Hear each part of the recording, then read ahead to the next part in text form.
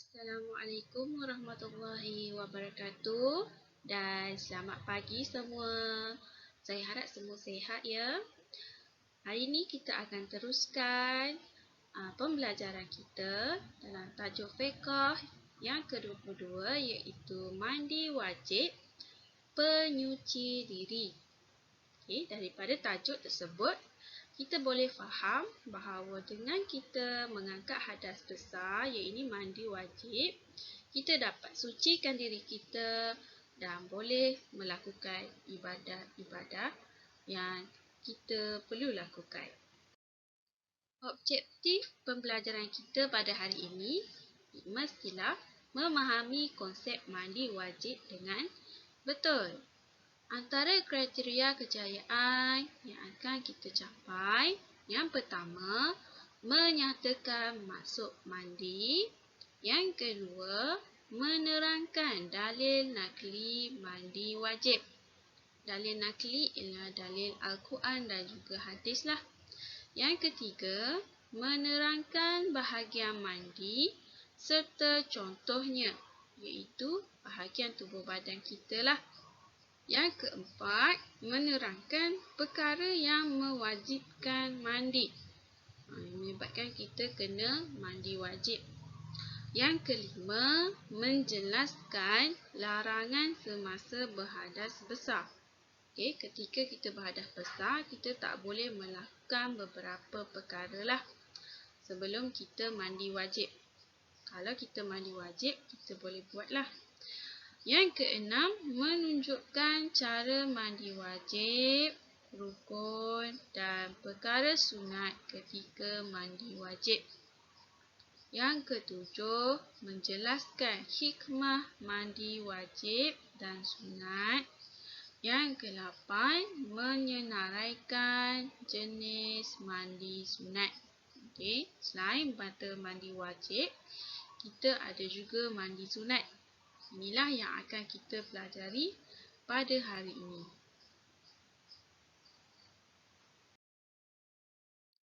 Okey, mari kita lihat maksud mandi wajib. First, kita kena tengok maksud mandi lah. Okey, mandi dari segi bahasa bermaksud mengalirkan air ke atas sesuatu. Dari segi istilah pula, mengalirkan air ke atas badan dengan niat tertentu. Itu adalah maksud mandi dari segi bahasa dan istilah. Manakala maksud mandi wajib, mandi yang wajib dilakukan apabila terdapat sebab yang mewajibkan mandi. Okey, sebab yang mewajibkan mandi. Itu adalah maksud mandi wajib lah. Kita mandi, itu adalah kewajipan kerana terdapat sebab yang perlu kita mandi wajib.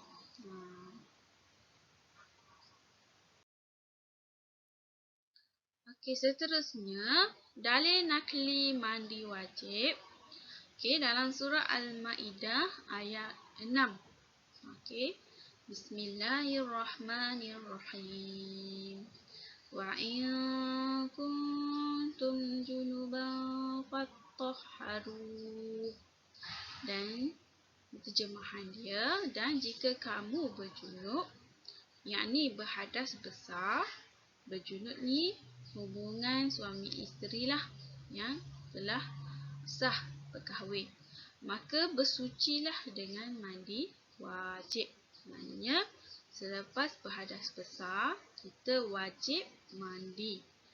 Hadis daripada Ummi Salamah, Ummil Al-Mu'minin radhiyallahu anhu berkata, Ummi Sulaim, isteri Abu Talhah, menemui Rasulullah SAW lalu berkata, wahai Rasulullah SAW, sesungguhnya Allah Subhanahu Wa Taala tidak malu pada sesuatu kebenaran.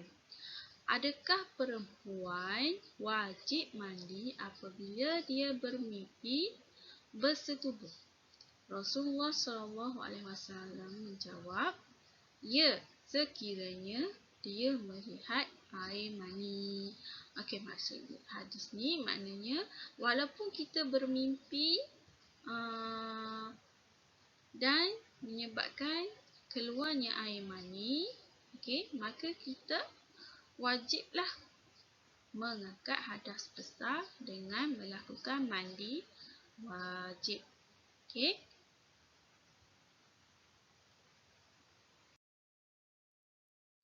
Okey, perkara yang mewajibkan mandi lelaki dan perempuan.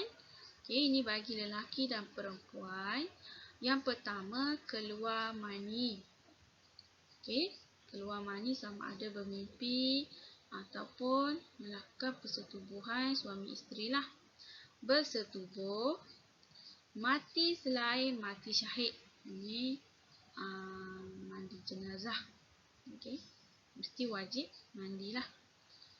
Manakala ini tambahan bagi perempuan sahaja. Yang pertama, haid. Yang kedua, wiladah. Dan yang ketiga ialah nifas. Apa ni haid? Apa tu wiladah? Apa itu nifas? Mari kita tengok pada slide seterusnya. Okey, mari kita tengok apa maksud haid, wiladah, nifas dan darah istihadah. Okey. Haid ialah darah kotor yang keluar dari pangkal rahim wanita yang telah balik dalam keadaan sihat pada waktu tertentu. Okey. Normal. Ini perkara yang normal setiap bulan bagi wanita yang telah akhir balik. Tandanya ialah dengan keluar darah haid. Okey. Keluar darah haid maksudnya dia dah balik. Jadi seterusnya bulan-bulan akan datang, setiap bulan, okey, darah haid ni akan keluar dan ini kita panggil normal bagi setiap wanita. Okey. Manakala darah wiladah pula ialah proses kelahiran anak sama ada dengan keluar darah atau tidak. Okey, semasa sakit hendak bersalin tu, maka itu kita panggil wiladah lah. Okey, proses seseorang ibu yang ingin bersalin, okey, maka itu kita panggil wiladah. Manakala nifas ni ialah darah yang keluar selepas anak itu lahir ataupun keguguran. Maknanya ketika waktu pantang lah. Okey, yang nyata sebahagian bentuk anak lah kalau dia keguguran. Okey. Maknanya darah nifas ni waktu seorang ibu berpantang darah keluar. Okey, itu kita panggil darah nifas. Manakala darah istihadah ialah darah penyakit yang keluar dari pangkal rahim wanita. Darah ini keluar pada waktu selain waktu haid dan nifas. Okey. Maknanya waktu haid seorang perempuan biasa 7 hingga 8 hari. Okey. Dan ulama menetapkan darah haid ialah 15 hari tempohnya. Okey, 15 hari tempoh itu kita panggil waktu darah haid keluar. Contoh Aminah. Okey, Aminah ni setiap bulan dia haid 7 hari. Tapi sampai 1 bulan tu dia haid sampai 14 hari dan 15 hari. Kitarannya berubah. Maknanya hari pertama hingga hari ke-7 keluar haid. Lepas tu hari ke-8, 9 tu haid dia berhenti. Maka dia dah mandi wajib. Tapi tiba-tiba hari ke-13, 14, 15 keluar haid. Keluar lagi darah. Itu kita panggil darah haid selagi tempoh dia dari hari pertama. Okey, kita kena kiralah dari hari pertama haid itu sehingga hari ke-15, para ulama mengatakan itu waktu haid keluar. Okey. Dan nifas. Nifas ni ialah darah selepas kelahiran anak. Okey. Maknanya darah istihadah ni selain waktu haid dan nifas. Darah ini berbeza warna dan kepekatannya dengan haid. Warna dan pekat dia tu tak sama. Darah istihadah itu darah penyakit lah. Darah ini bukan perkara yang mewajibkan mandi. Okey, kita berbalik pada cerita Aminah tadi. Okey, cerita Aminah. Aminah ni hari ke-15 dia haid. Okey, itu dikira haid. Manakala hari ke-16, okey, hari ke-16 dia masih lagi keluar darah. Okey, keluar darah hari ke-16. Maka dia kena mandi wajib lah. Mandi wajib untuk mengangkat hadas haid yang selama 15 hari. Okey, selama 15 hari haid. Maknanya hari ke-16 tu dia dah kena mandi wajib. Kerana apa? Hari ke-16 dan seterusnya itu kita kira itu sebagai darah istihadah, iaitu darah penyakit lah. Okey, maknanya bila Aminah dah mandi wajib, Aminah boleh berpuasa dan juga Aminah boleh mendirikan solat fardu, solat sunat, membaca Al-Quran. Maknanya hari ke-16 tu lepas je Aminah mengangkat hadas besar dengan mandi wajib, dia dah boleh bersolat, dia boleh berpuasa seperti biasa. Cuma darah yang keluar ketika hendak solat, dia kena itu solat fardu lah, dia kena memperbaharui wuduk setiap kali hendak solat fardu. Okey, jadi Aminah perlu bersihkan darah yang ada di kemaluannya. Okey, dia kena bersihkan dan tukar pad tersebut. Okey, dah bersihkan, dah selesa, ambil wuduk dan terus solat. Maknanya lepas wuduk tu tak ada aktiviti yang lama. Maknanya lepas wuduk terus solat zuhur. Okey, terus solat zuhur. Okey. Lepas tu itu adalah solat wajib. Kalau Aminah nak buat solat sunat selepas solat zuhur, dibolehkan dengan wuduk yang tadi. Tapi kalau Aminah dia dah solat zuhur, okey, bila masuk waktu asar, dia kena ambil wuduk yang baru. Dia kena bersihkan darah di kemaluannya tu. Okey, dia kena tukar pad dia. Dia kena ambil wuduk dan terus solat.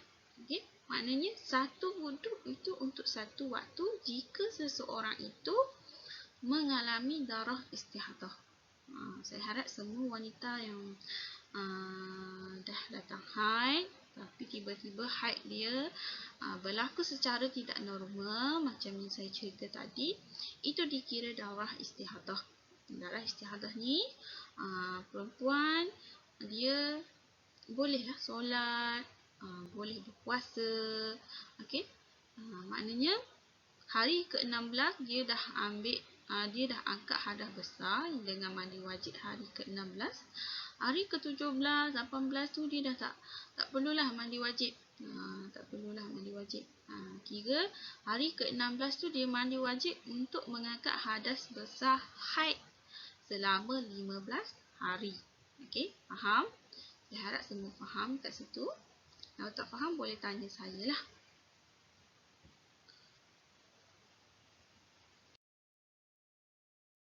Okey, mari kita tengok larangan semasa berhadas besar. Kalau lelaki dia keluar air mani, okey. Kalau perempuan semasa dia haid lah, biasa untuk muda remaja ni, ataupun nifas ataupun wiladah. Okey, lelaki perempuan selagi dia tidak mengangkat hadas besar, dia tidak boleh melakukan perkara ni lah, iaitu solat. Tak boleh solat. Kalau Ahmad dia keluar air mani, maka dia perlu mandi wajib dulu baru boleh solat. Kalau tidak, solatnya tidak sah lah.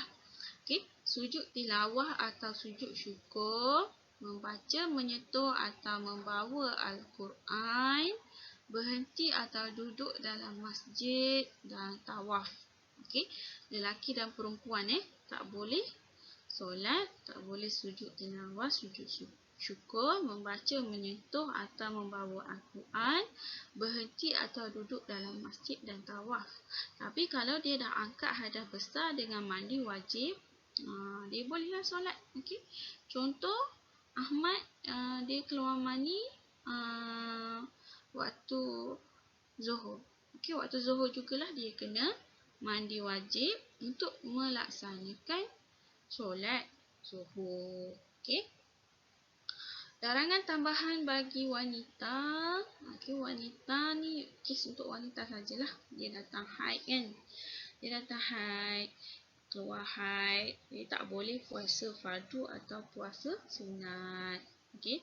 Dan bersetubuh hubungan lelaki dan perempuan yang sah ikatan perkahwinannya. Okey.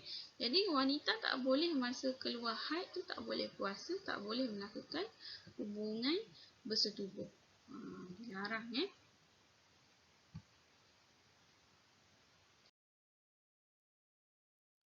Okey. Kita sentuh seterusnya iaitu rukun mandi wajib. Rukun ni ialah perkara yang wajib lah. Kalau tertinggal maka tidak sahlah mandi wajib kita.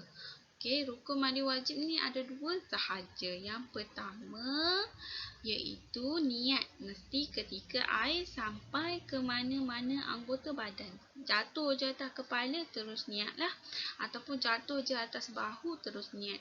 Okey, sahaja aku mengangkat hadas besar iaitu haid kerana Allah Ta'ala. Kalau tak ingat bahasa Arab lah. Okey, boleh je niat dalam bahasa Melayu. Okey. Seterusnya yang kedua, rukun yang kedua, meratakan air ke seluruh badan, kulit dan rambut. Okey, kita tengok ni anggota badan yang perlu kita ratakan, rambut, okey, kulit, telinga, kulit muka, ketiak di celah-celah ketiak, okey, leher ni, tulang ni lubang pusat kita kena korek-korek untuk pastikan air tu sampai dalam lubang pusat. Kulit perut, biasa orang yang obesiti, dia akan ada lipat-lipat, maka dia nak mandi wajib, dia kena ratakan air yang di celah-celah lipatan tersebutlah. Tangan, celah kelengkang, okey. Pastikan gosok, okey, kaki hingga ke jari lah. Kena ratakan air ke seluruh badan. Kalau tak rata maka tidak sahlah mandi wajib tersebut. Jadi kita kena ratakan air. Okey, ingat dua sahaja iaitu niat dan meratakan air. Lafaz niat mandi wajib iaitu nawaitu raf'al hadasi akbar lillahi ta'ala. Sahaja aku mengangkat hadas besar kerana Allah Ta'ala. Ataupun awak sebutlah. Sahaja aku mengangkat hadas besar iaitu haid kerana Allah Ta'ala. Okey. Saya harap semua dah ingat lafaz ni. Okey, perkara sunat ketika mandi wajib ni kalau kita buat kita dapat pahala sunat lah. Okey, yang pertama dimulakan dengan basmalah iaitu bismillahirrahmanirrahim. Okey, masuk je bilik air tu. Okey. Bismillah dulu, baca bismillah. Okey, bila dah nak ambil air nak kena kepada badan maka kita niatlah. Okey, niat mandi wajib tadilah. Kedua, basuh pergelangan tangan. Kita basuh pergelangan tangan. Membersihkan kotoran termasuk kubur dan dubur. Okey. Kita bersihkan dulu kotoran yang ada pada kemaluan tu. Berwuduk sebelum mandi. Okey. Berwuduk sebelum mandi. Kalau kita ambil wuduk pun, wuduk ni juga akan batal sebab kita akan ratakan air pada seluruh badan. Okey. Basuh kepala 3 kali dan menyelati rambut, menyelati jari, tangan dan kaki. Celah-celah tu kita sampaikan air. Mendahulukan anggota sebelah kanan. Kalau basuh bahu kanan, basuh kaki kanan. Okey, baru basuh anggota sebelah kanan, kiri pula. Menggosok seluruh anggota badan termasuk celah dan lipatan. Kita gosok. Kenapa kena gosok? Kita gosok ni sebab kita nak pastikan air tu betul-betul rata di badan kita. Ini adalah perkara sunat. Yang wajib tadi hanya 2, iaitu niat dan meratakan air ke seluruh badan. Okey, hikmah mandi wajib. Hikmah mandi wajib ni ada banyak. Okey, diberi ganjaran pahala. Sebab kita dah dalam keadaan kotor, kita bersihkan badan kita kerana Allah, maka kita akan dapat ganjaran pahala. Badan kembali segar, tidak lesu dan penat. Okey, dengan kita mandi wajib ni. Menghilangkan bau, peluh dan darah. Membersihkan badan daripada kotoran dan kuman yang boleh membawa penyakit. Okay, dengan kita mandi tu, kotoran yang ada pada badan kita, kita bebas daripada penyakit lah. Segala ibadah lain yang diharamkan ketika berhadas besar boleh dilaksanakan semula. Contohnya, tadilah Ahmad, dia keluar mani. Maka, dia diharamkan solat Zuhur. Maka untuk dia membolehkan dia tu solat Zuhur, dia kena mandi wajib. Bila dah mandi wajib, kefarduan solat Zuhur tu dia boleh tunaikan lah. Okay? Bagi jenazah, membersih dan menjaga aib mereka dengan menghilangkan bau, najis serta sebarang kotoran terakhir yang ada pada badannya sebelum dikebumikan. Itu adalah hikmah mandi wajib. Mandi sunat. Walaupun kita ada mandi wajib, kita ada juga mandi sunat. Kalau kita buat ni, kita dapat pahala lah. Okay? Hari Jumaat, sahaja aku mandi sunat hari Jumaat kerana Allah Ta'ala. Okay? Sebelum pergi solat, ataupun pagi-pagi lagi dah mandi sunat. Hari Raya Aidilfitri, pagi-pagi sebelum pergi solat hari raya, kita mandi. Okay, kita mandi, maka kita dapatlah pahala sunat tu. Kita kena niat, sahaja aku mandi sunat hari Raya Aidilfitri kerana Allah Ta'ala. Nanti tak lama lagi Aidil Adha. Bolehlah kita mandi sunat Aidil Adha lah. Sebelum solat minta hujan ni, bila berlaku kemarau yang panjang, maka kita dibolehkan untuk solat sunat minta hujan. Okay? Rasulullah pernah buat ni, solat sunat minta hujan ni. Maka sebelum buat solat sunat minta hujan, kita boleh mandi sunat lah. Sebelum solat gerhana sama ada bulan dan matahari, berkaitan dengan ibadah haji, okay? Sebelum ihram, sebelum berwukuf, sebelum melontar jamrah dan sebelum masuk Mekah atau Madinah, kita disunatkan untuk mandi sunat lah. Sembuh daripada gila atau pitam. Tiba-tiba gila, okay? Tiba-tiba datang penyakit gila, bila dah waras, dia boleh mandi sunat lah. Okay? Ataupun pengsan, tak sedarkan diri, maka setelah dia sedar, dia kena mandi sunat lah. Okay? Kalau dia niat mandi sunat kerana Allah Ta'ala, maka dia akan mendapat ganjaran pahala sunat.